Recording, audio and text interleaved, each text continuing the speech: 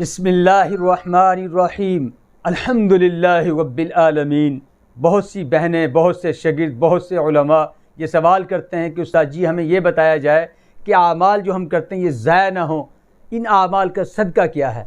मैंने अपने जब उस्तादों से, अपने शेख हज़रत मक्की साहब से मैंने सवाल किया तो हज़रत ने मुझे जवाब दिया, फरमाया कि आप जब भी कोई आमाल करें तो उसके बाद इस्तग़फ़ार कर लिया करें 10 मरतबा, अस्तग़फ़िरुल्लाहल्लज़ी ला इलाहा इल्लल क़य्यूम व अतूबु इलैह, ताकि वो अमल आपका ज़ाया ना हो, जो कमी पेशी हो अल्लाह इस्तग़फ़ार से उसे दूर फरमा दे। दूसरा फरमाया कुछ माल में से सदका कर दिया करें, ये अल्लाह ये इसलिए सदका कर रहा हूँ ताकि जो मेरे आमाल हैं वो ज़ाया ना हो। तीसरा हज़रत ने फरमाया कि आप जो है 2 रकात सलात शुक्र के पढ़ लिया करें। फरमाया कि या अल्लाह मैं इस पर शुक्र अदा करता हूँ कि आपने मुझे आमाल की तौफीक बख्शी, तो जब शुक्र अदा करेंगे इन शुक्र से वो आमाल आपके ज़ाया नहीं होंगे। ये 3 चीज़ें आमाल का सदका हैं।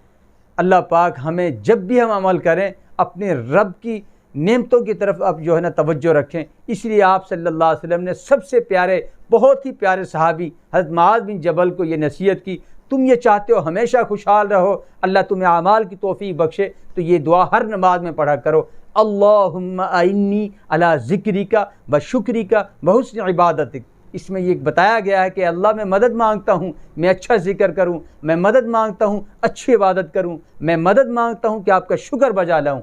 तो हर चीज़ अल्लाह के हुक्म से होती है और हम जब अल्लाह की तरफ मुतवज्जे रहेंगे तो आमाल की हिफाजत रहेगी। अल्हम्दुलिल्लाहि रब्बिल आलमीन।